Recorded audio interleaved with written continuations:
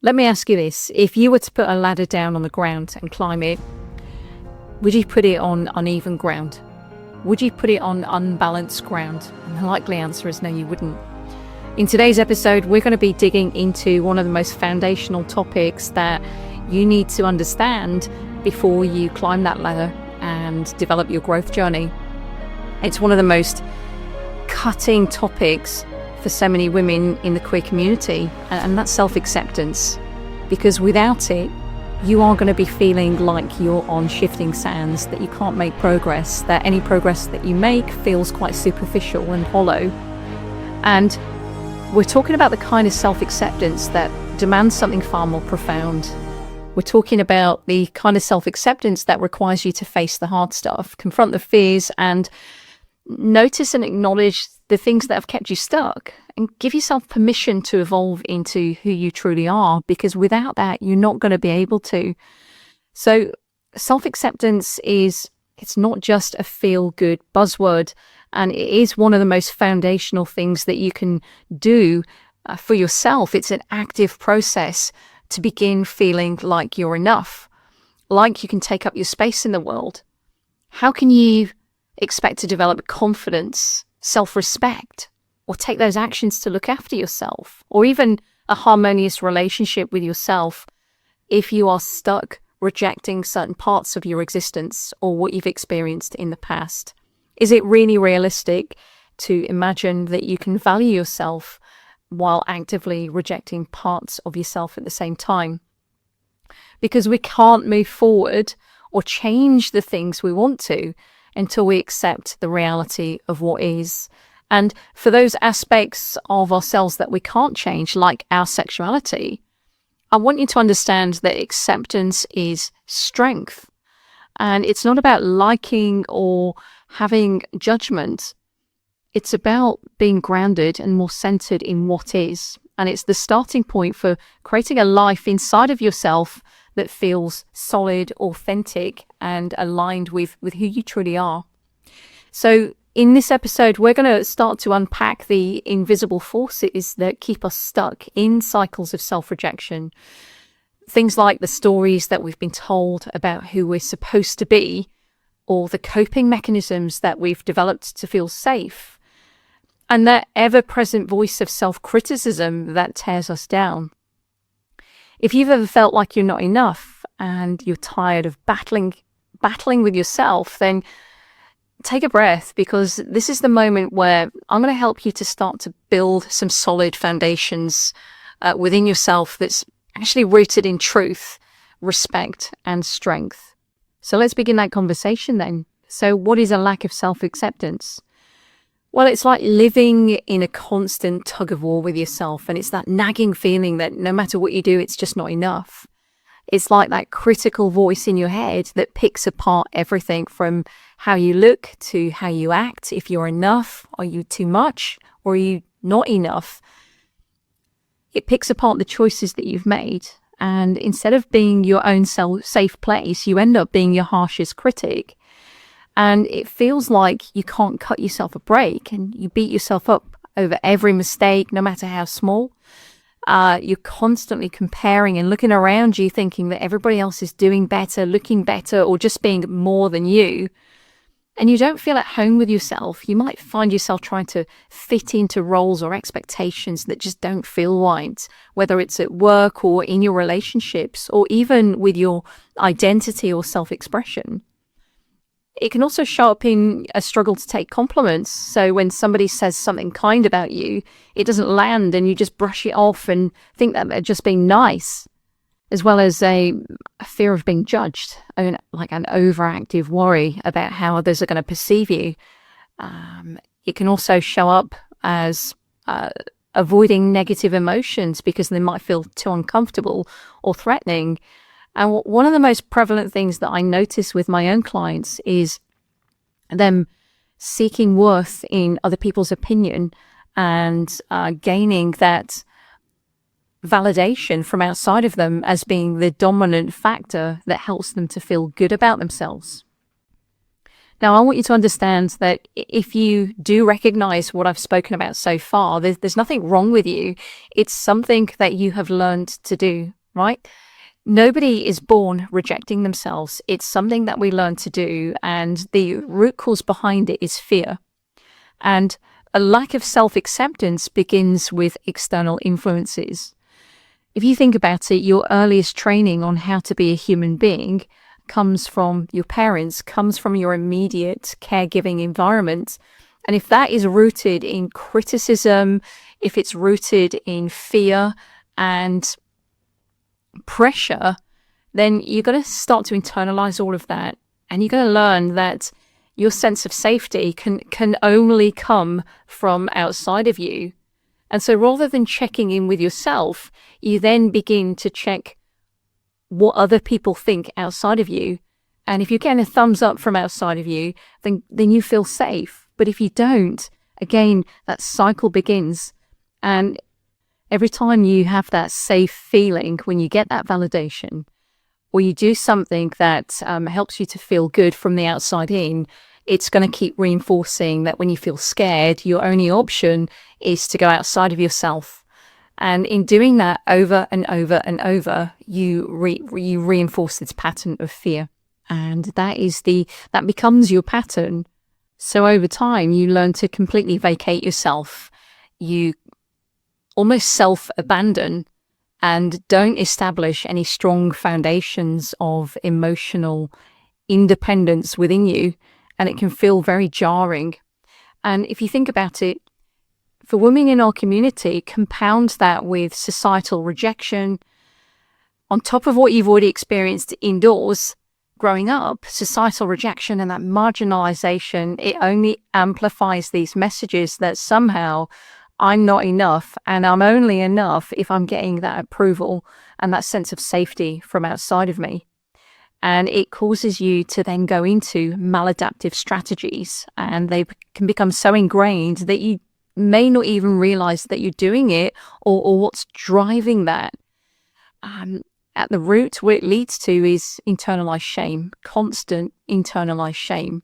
And over time, these external judgments and these fears of judgments evolve into an inner critic, just reinforcing feelings of inadequacy and disconnect as you establish your sense of safety as being outside of you more and more.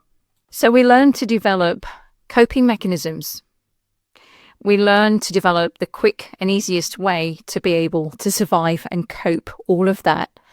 And what I see more often than not is coping mechanisms like people-pleasing and perfectionism, or masking authenticity to gain acceptance and feel safe.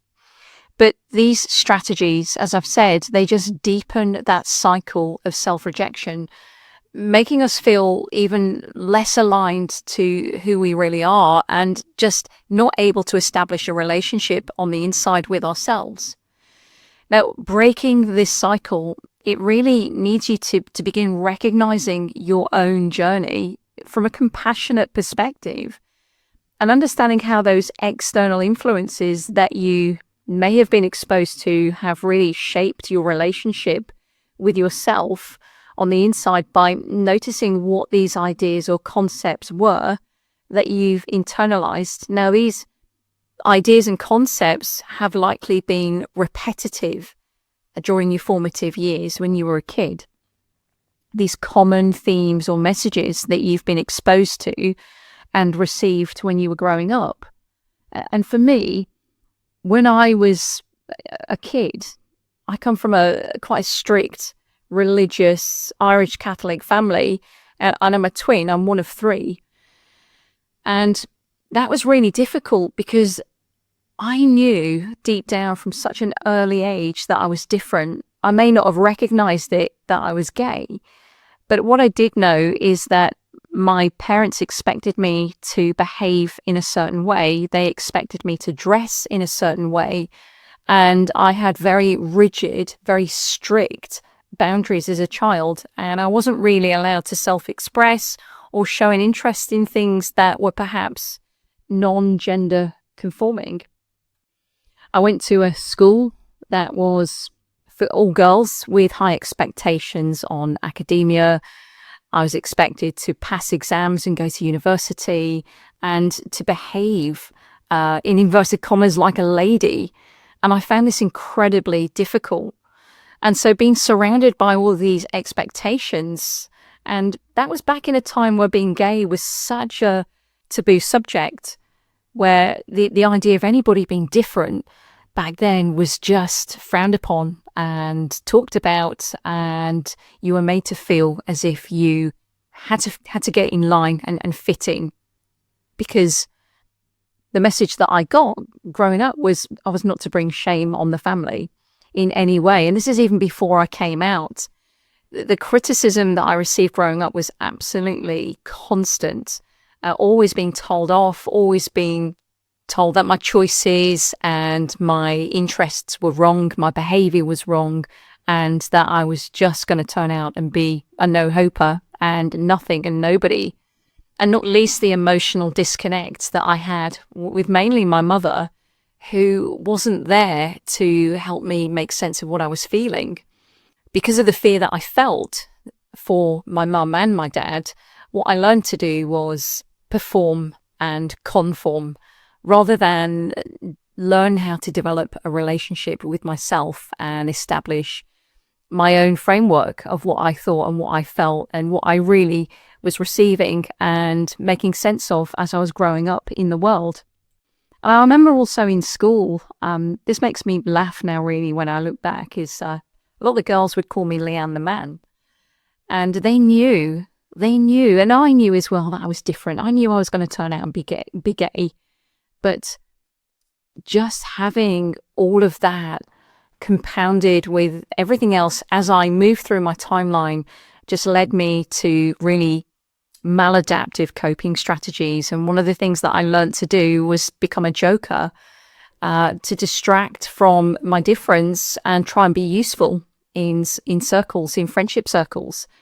And it was exhausting trying to be someone who I was not. That was how I survived. And I used to spend moments by myself just reflecting on how exhausting it was, but also noticing how inauthentic my friendships were, because they were based on me being a version of myself that I wasn't. And the idea of self-acceptance back then, when I was growing up and in my 20s, was just alien. It's something I'd never heard of. And I know that I tell you this because these experiences that I've just outlined have been things that I've shared with my clients to help them feel less alone. And it's something that they come to me with, and we start to explore that together to connect the dots between what they've experienced and how it's left them operating, how it's left them feeling by the way that they've operated. And when you do that over time for decades, it's really hard to try and think of yourself as being important. It's hard to be able to learn or even understand how to value yourself or how to see yourself properly or how to connect to yourself. And so what it boils down to is this. I was rejecting parts of myself that other people had taught me to reject from an early age. And that's the bottom line. And so what happens then is that when you reject yourself, it's like you're signing up for an ongoing fight within yourself. And the cycle starts very small. You might notice symptoms of not feeling enough, feeling anxious, or just being on edge. And that anxiety is just the unconscious expression of the fear of being yourself that's running the show, even if you don't even know it. And next comes in that voice of self-criticism, and it is loud. In my therapy practice, I call it shit FM because everybody can relate to that term, that nasty internal radio station that's always broadcasting negativity. And it's the relentless stream of thoughts that tell you you're just not good enough. And the more that you listen to that station, the more it becomes your reality. And it's like navigating on autopilot with your mind running the commentary on everything that you do. And if you let it, it will rule your life. Because the average person has around 20,000 thoughts a day. And if you think about it, if 20,000 thoughts a day are going off in your head that are really self-criticizing, not very kind, judgmental, and cruel, then that becomes your own personal program. That's your programming. And it becomes self-hypnosis. So what do? Well, you start coping. That's what most people recognize when we unpack this. You start doing whatever you think will get you accepted or loved. And maybe you'll start people-pleasing, or maybe you become a perfectionist, or pushing yourself even harder to get that external validation. Maybe you stay busy to try and outrun that feeling of inadequacy, but not even recognize it. But guess what? None of these things actually bring the relief that you're looking for. They just feed that cycle. And the result is that you start to feel like a stranger to yourself. You become someone who you're not. And that only makes the self-rejection worse. It's a feedback loop. That's what it's like. And you move further away from who you truly are, which makes the critical voice even louder, and the cycle then reinforces itself. But here's the painful reality. The longer you stay in that cycle, the harder it becomes to see yourself as you truly are, as a worthy, unique, and enough person. And it's like being stuck in a mirror maze, constantly trying to find the exit, but all you see are reflections of a distorted version of yourself. The more you fight this, the more lost you become. And so this is where defensiveness comes in, also as a coping mechanism. When you haven't accepted who you are, defensiveness then becomes your shield. And you feel like you have to protect yourself from the world, from others' judgments, and even from your own feelings. And you fear that if people were to see the real you, the messy, imperfect parts, then you'll be rejected. So you put up walls, deflect criticism, or even try to control how others perceive you. And the problem is that this defensiveness only feeds into the cycle of self-rejection. It becomes a constant fight to protect a version of yourself that isn't even real. And the more that you embrace self-acceptance, the more that you do this, the more that you can be yourself and learn to be yourself without that need for a mask or an act, the more that you dismantle that need for defensiveness. Because when you accept who you are, you're no longer afraid of being judged. Instead of feeling the need to guard yourself from criticism, you become more grounded, less reactive, and way more authentic. And in essence, defensiveness is the result of insecurity. But self-acceptance is what breaks that cycle. The more you accept yourself, flaws, fears, and all, the less that you'll feel the need to defend yourself from others. And you can let go of the extra energy that it's taking for you to hold on to that armor and start to learn how to feel a bit more powerful, that powerful, unshaken version of yourself. I see so many women trying to hide parts of themselves to only present the polished societal expectation to their friendships and relationships, rather than recognizing that some of these perceived flaws are actually, they're a vehicle to form deeper and way more authentic connections. And I'll give you an example of this from personal experience. I remember waking up one morning with my partner and we were discussing our relationship, and she told me that she thought I was insecure. And in fact, she didn't just tell me, she was adamant that that was the case for me. And I remember just standing there feeling that really acidic feeling of shame in my chest.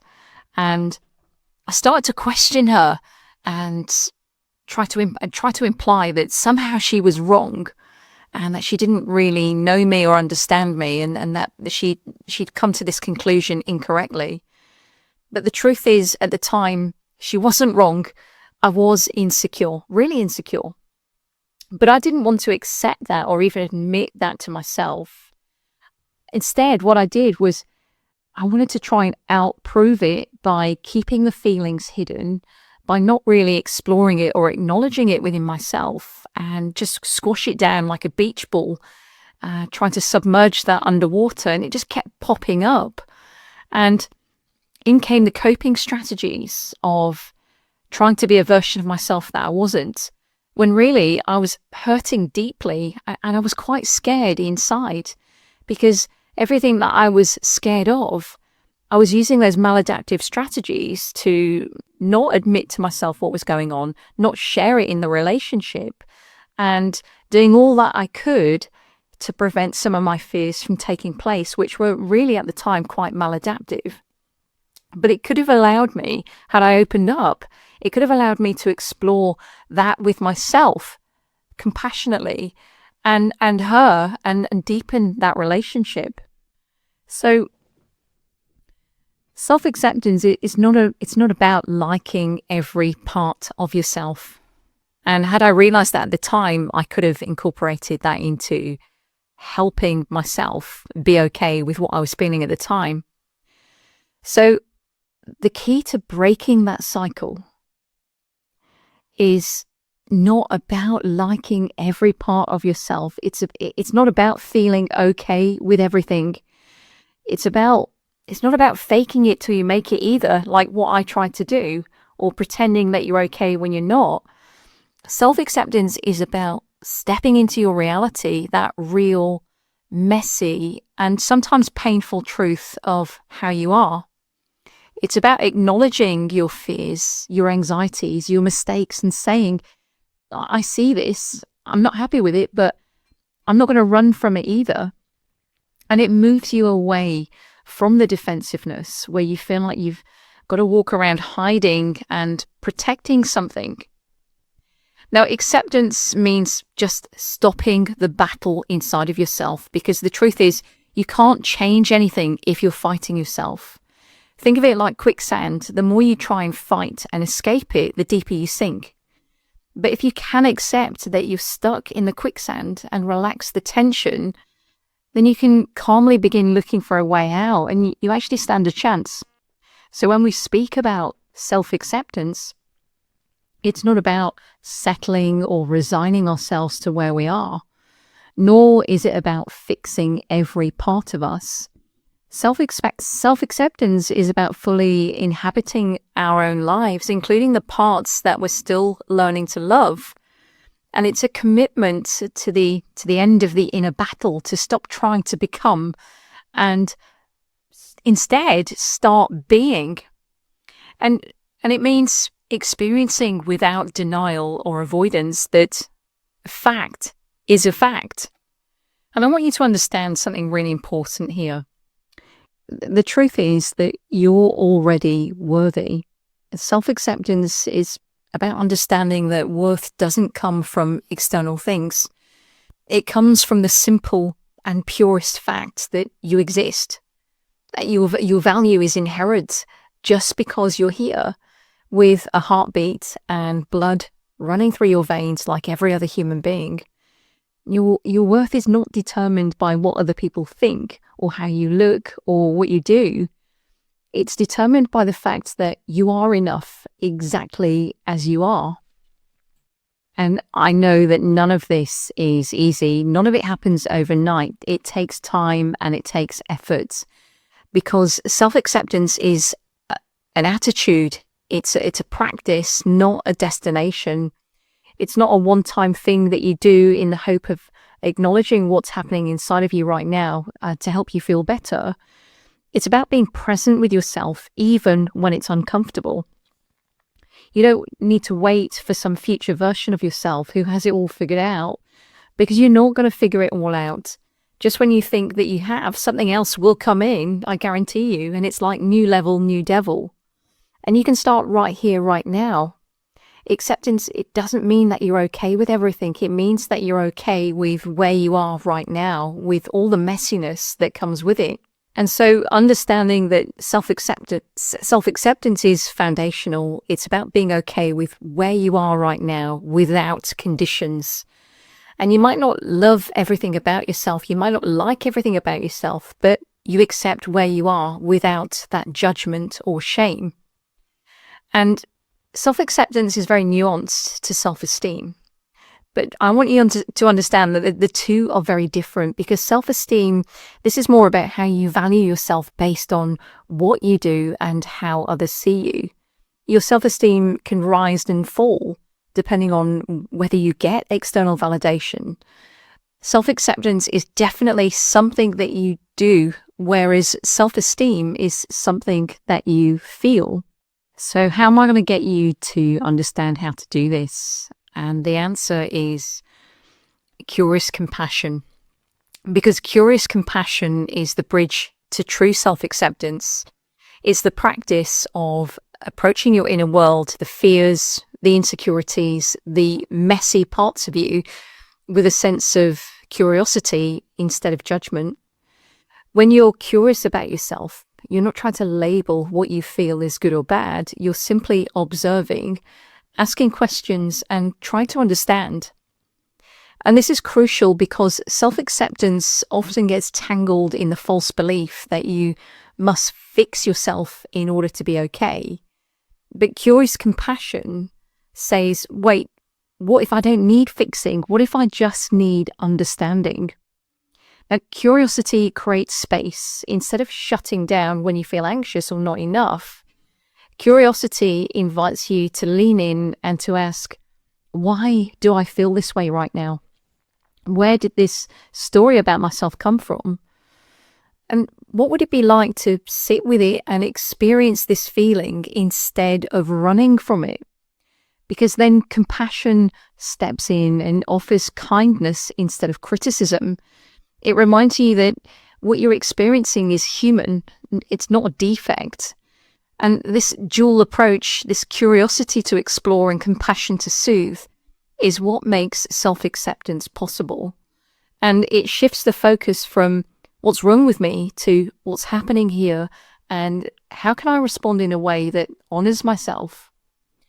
When you approach self-acceptance with curious compassion, you learn that self-acceptance doesn't mean giving up. It means recognizing where you are so you can grow from there. It allows you to face reality, not with the harshness of self-rejection, but with the gentlest approach of understanding. And from this place, transformation isn't forced. It's a natural evolution. And curious compassion is the antidote, in my opinion, to self-rejection, because it removes judgment from the equation. It dismantles defensiveness and silences the shit FM and replaces it with a quiet inner knowing that I'm allowed to be a work in progress and a person who is whole or all at once. And I also want to give you something to help you listen more to your feelings without judgment, because this is really, really important for you to be able to do that, because then you're working with yourself and not fighting what you're feeling. And the act of experiencing and accepting our emotions is achieved through, firstly, just focusing on the feeling or emotion and just letting yourself breathe gently and deeply, allowing your muscles to relax, allowing the feeling to be felt, allowing it to be there, and making real that this is my feeling, which we call owning it. And in contrast, that when we deny or disown our emotions, we avoid the awareness of their reality. You'll find that you, some of the examples that I've talked to you about today, we constrict our breathing and tighten our muscles to cut off or numb that feeling, and we disassociate ourselves from our own experience, which we're then not able to build a relationship with ourselves and understand ourselves even more. But when we allow ourselves to experience our emotions and accept them, sometimes this allows us to move to a deeper level of awareness, which you'll find really important information then starts to present itself to you. And then you can start to look at this from that curious perspective that I've talked about. Because what happens then is what we call reparenting. And reparenting is quite simply the practice of becoming nurturing and attentive and having that steady presence with ourselves that we might not have had growing up. And it's about taking on the role of a wise and kind parent within ourselves, like that figure who reassures us when we're scared that we haven't had, validates us when we feel small, and reminds us of our worth when we feel doubt. And in psychological terms, reparenting is really powerful because it provides a corrective emotional experience. And it means that as adults, we now have the ability to reshape how we respond to our needs and fears and emotions. Instead of being harshly critical or really self-dismissive, we learn to be compassionate and supportive. Imagine yourself in a moment of intense self-doubt or anxiety, and the instinct may be to criticize yourself for feeling this way or to try and push it down. But reparenting is choosing instead to pause and respond as a caring parent would. And you might say to yourself, it's okay to feel this way. I see you and I'm here to support you through this. And over time, these small gestures build a sense of inner safety and self-trust that runs much deeper than a temporary self-esteem boost. And when you do that, you start to develop a more stable relationship within yourself. And that stability comes from the attitude of consistently choosing to meet your own needs with understanding rather than impatience or judgment. And realizing the parts of us that we've tried to hide or suppress, they can be acknowledged without fear. And it means that you're not walking around as if you've got bullet holes in you that you're trying to hide. It means that when people say things to you, that you're less reactive, that you're not taking it personally, that you are able to acknowledge that without the judgment. And so one of the bravest acts of self-acceptance that we can ever commit to as queer women is to end relationships with versions of ourselves that we no longer find authentic, kind, supportive, and true. When you do this, you're saying, I choose to treat myself with respect, to stand up for my rights to exist. And this is the base on which self-esteem develops, because you're not looking to prove your worth. You're moving into the powerful position of expressing your worth. So remember, self-acceptance doesn't mean we're finished growing. It means we're fully here, learning to accept ourselves as the work in progress that we all are. And until next time, keep showing up with courage, and I'll see you on the next episode. Bye for now.